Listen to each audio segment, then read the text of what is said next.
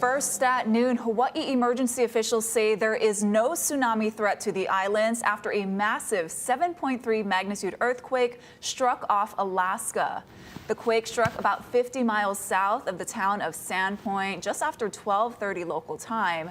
Shaking was felt all the way in Anchorage, which is 600 miles away from the epicenter. No word yet on any injuries or the extent of the damage. Again, there is no threat to Hawaii. For a closer look at this large earthquake and the tsunami threat, let's send it over to meteorologist Drew Davis. Drew? Aloha, Ashley. And here's just a quick look at where the tsunami actually originated, or the earthquake originated from. Like you said, it was 50 miles south of Sandpoint, Alaska. A little bit of a closer look there. This happened at 12:37 p.m. Alaska time, a magnitude 3.7, and it had a depth. The earthquake originated around 12.5 miles underground. Again, no tsunami threat for Hawaii, and it was about 54 miles south of Sandpoint, Alaska. They did have a tsunami warning up for portions of the Aleutian Islands, all the way extending up towards Anchorage. Anchorage is not included, but it has been downgraded to a tsunami advisory until further notice. We're going to continue to be watching this situation over the next several hours to see how it folds out. So make sure to stay tuned to Hawaii News Now for the latest updates. The man accused of being the mastermind in the brutal killing of a pet pig known as Eddie was sentenced to 5 days in jail. Chris Ryan Carino entered a no-contest plea in April shortly after his co-defendant Jaden Jarneski Magana was sentenced to 1 night in jail after making a similar plea. Prosecutors had asked that Carino serve at least a year behind bars. The pair entered the dead pig into a hunting contest and won a $1,000 prize. Eddie's owner says that he was a treasured pet and a mascot for her farm in Haiku. She called the sentence unjust and said the system failed her. We're going to have more on this story on later editions of HNN. On Oahu, a judge confirmed a $100,000 bail yesterday for a Kalihi attempted murder suspect Dante Miller. The 51-year-old is facing 4 charges for allegedly shooting a 22-year-old man in Kalihi last week, leaving him in serious condition. Miller is due back in court on Thursday. On the Big Island, a Pahala man is expected in court today on charges relating to drug and firearms possession. 44-year-old Douglas Lewis was arrested in Hilo on Saturday while police were responding to a call about suspicious vehicles. During a search of his vehicle, police say they found 1.8 pounds of methamphetamine, 2 ghost guns, an AR-15 style rifle, and other firearms. He's being held on $485,000 bail. We may never know what sparked last week's deadly wildfire in Maui. Investigators have classified the cause of the blaze as undetermined. HFD did determine that the fire 10 days ago began off Pa'akea Road near the Lualualei Very Low Frequency Transmitter. Those are the 2 1,500-feet antennas that send signals to submarines. The fire burned 95 acres, destroyed several structures, and led to the death of 94-year-old flower farmer Maria Pascual. HFD says the case remains open pending any new evidence, and a damage assessment is also pending. Meanwhile, 1 year after a wildfire burned 1,000 acres in West Kauai, leaders went door to door this week to make sure families are ready for the next disaster. No one was hurt in last July's fire between Hanapepe and Kaumakani, but more than 200 homes were evacuated, and the ordeal left people in this dry community on edge. The new state fire marshal joined Kauai's mayor and fire chief on Monday to talk about residents and their upcoming emergency preparedness and evacuation plans. This is a great collaborative effort, bringing in the different departments and agencies on Kauai County and linking up with the community members themselves in order to get the point across that evacuation routes, safety, all of these things work hand in hand, and the government cannot do it alone. We need the cooperation of our citizenry as well. Officials are planning another outreach effort in Waimea later this summer. To politics now. President Trump continued to criticize Federal Reserve Chairman Jerome Powell Wednesday, but said he has no immediate plans to fire him. Erica Brown has the latest, including reaction from Capitol Hill.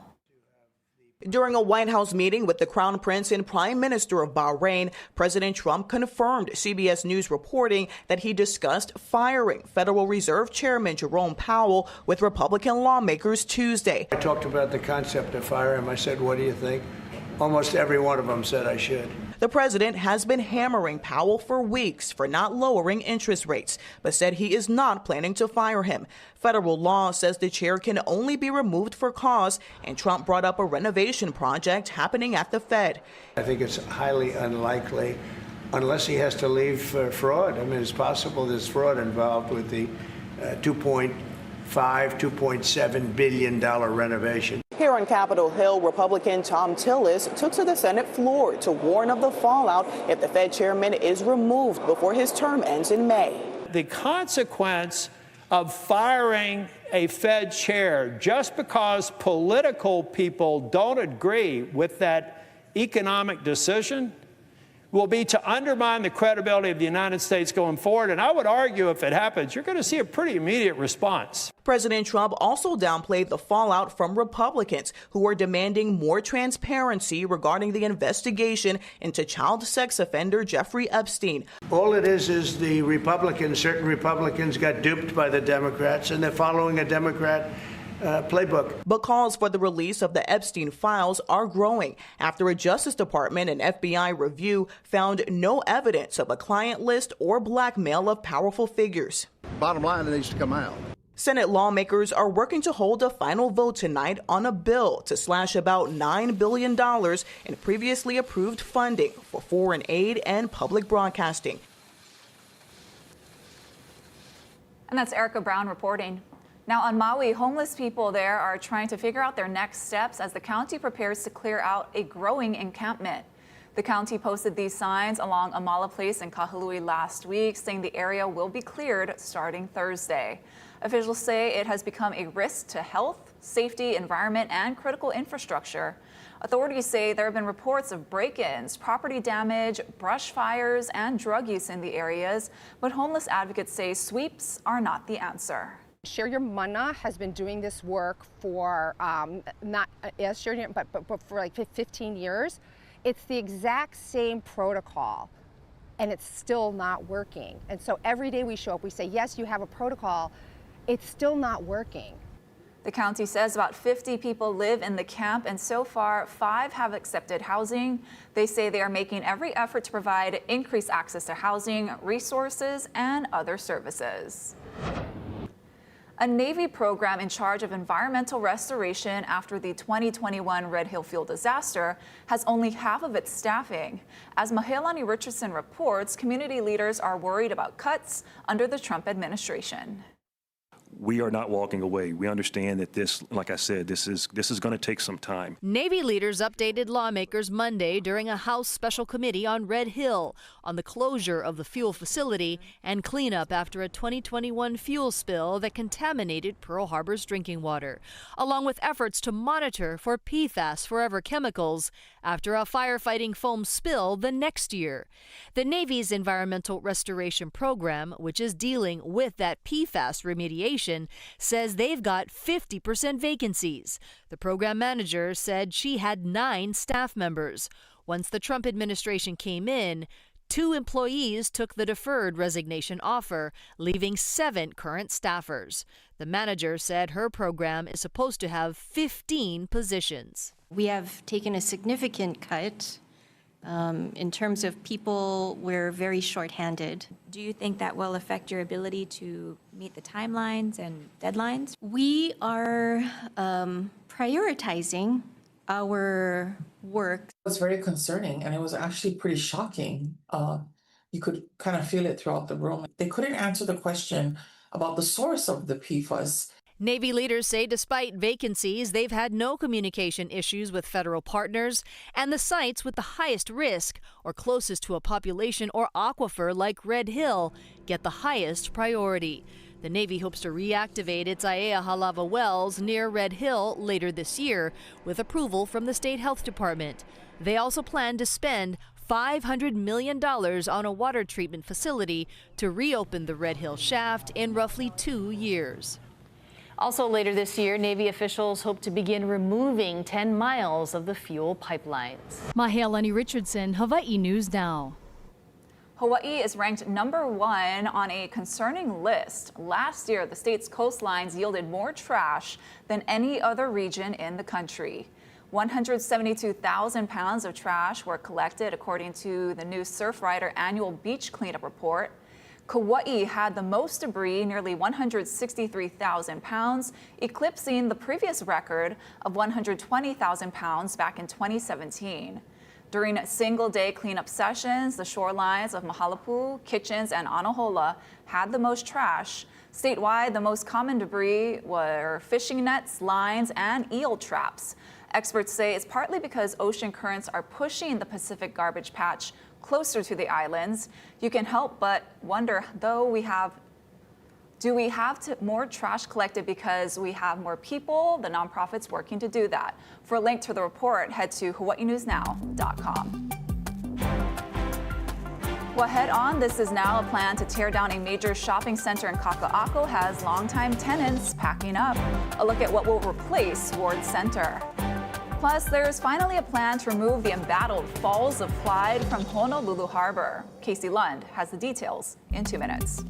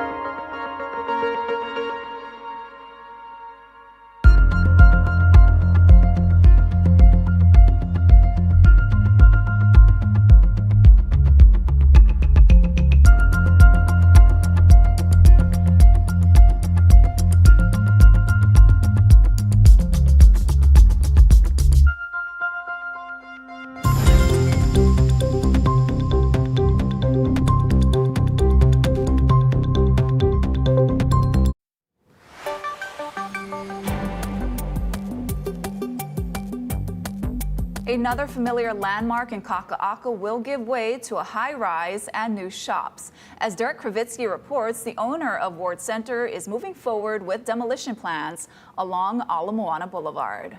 This is the future of Ward Center. Hundreds of new condos, retail space, and a small park. But the future is no consolation to present-day tenants and shoppers counting down the days.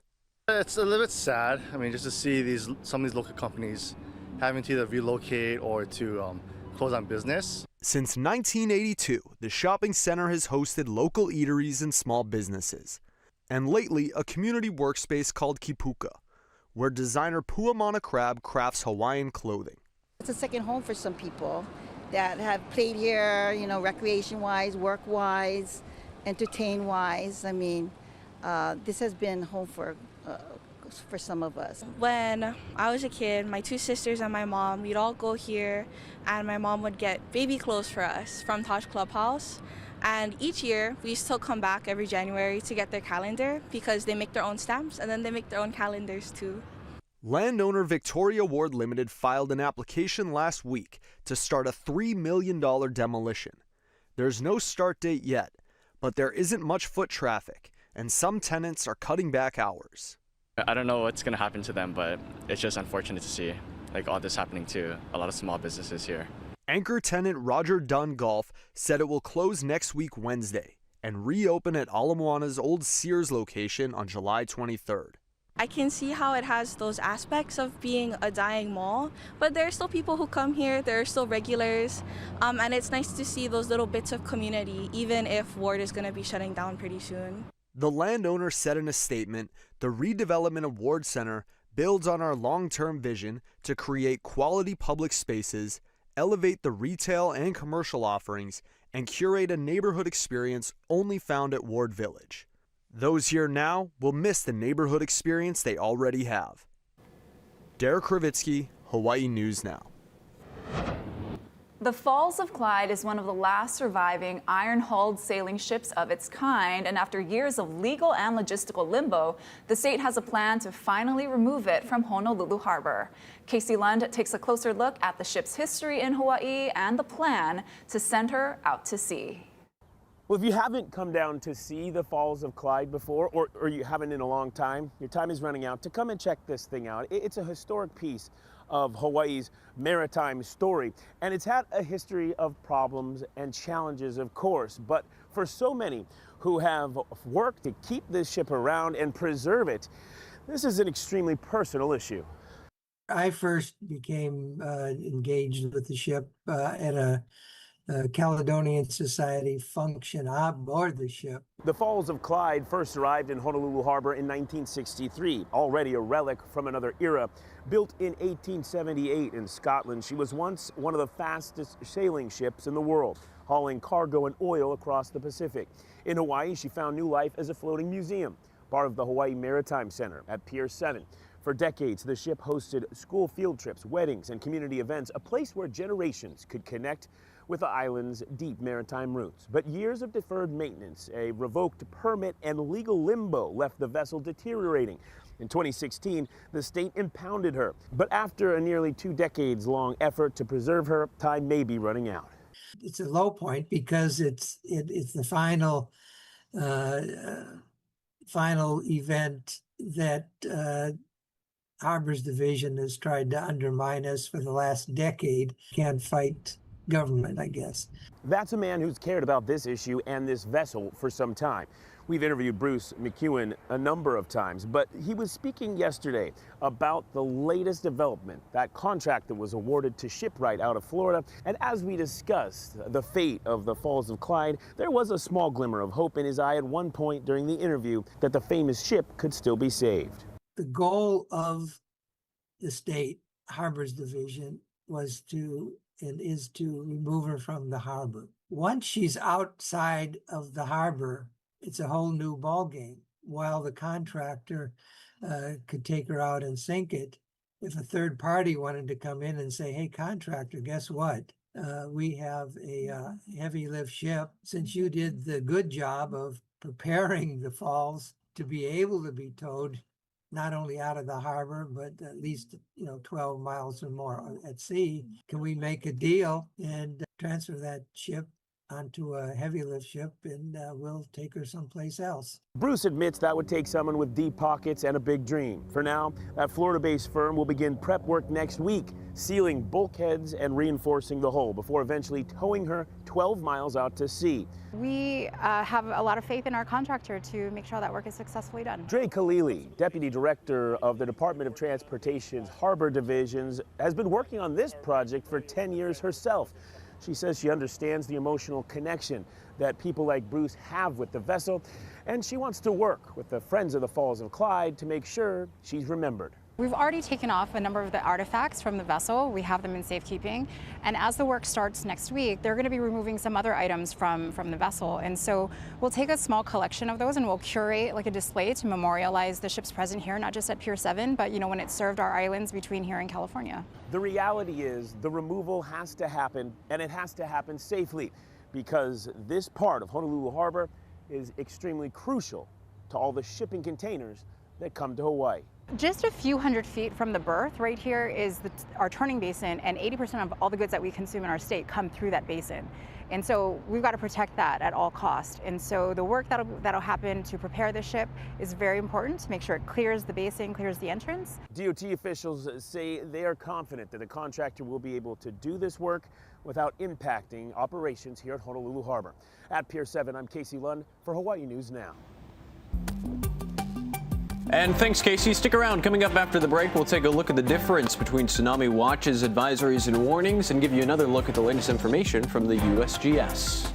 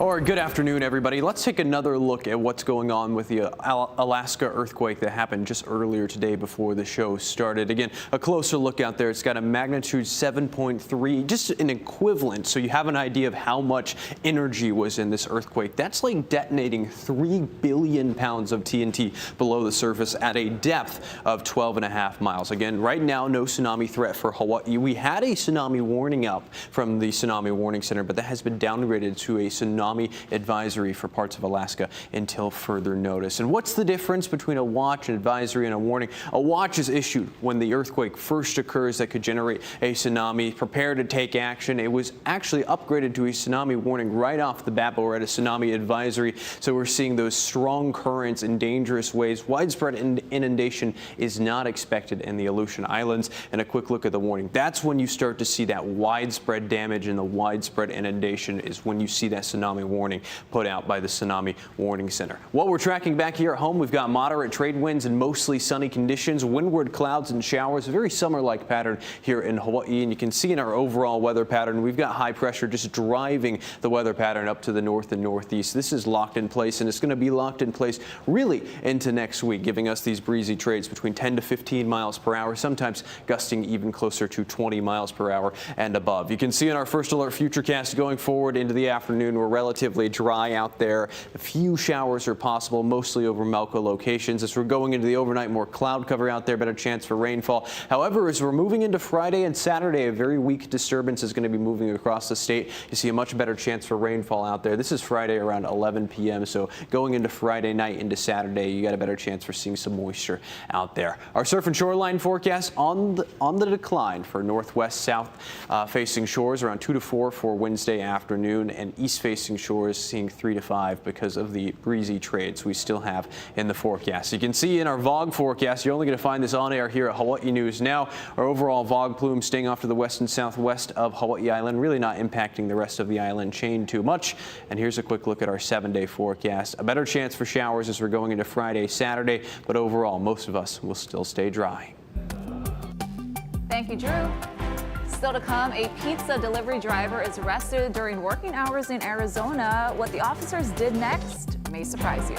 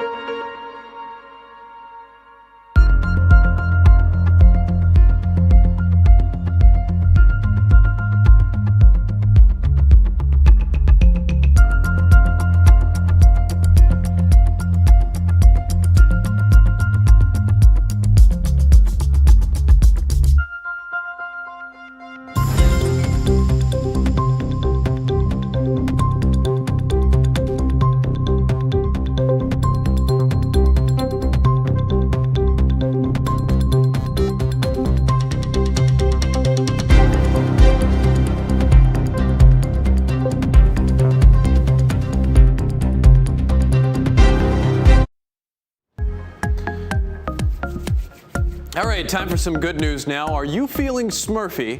Airbnb is offering a one-of-a-kind experience in the woods in Belgium. 2 families will be able to visit Papa Smurf's house with activities like make your own Smurf hat. Guests will also have a feast fit for a Smurf. I wonder if that's a small meal because of how small they are. The families will be joined by the grandson of the Smurf's creator. The promotion is tied to the upcoming release of the Smurfs movie on Friday. Like he stays with you? Yeah, I don't know. That's I don't weird. know. And one woman got a surprise at her door when she was expecting a food delivery. Instead of pizza, she was greeted by the police.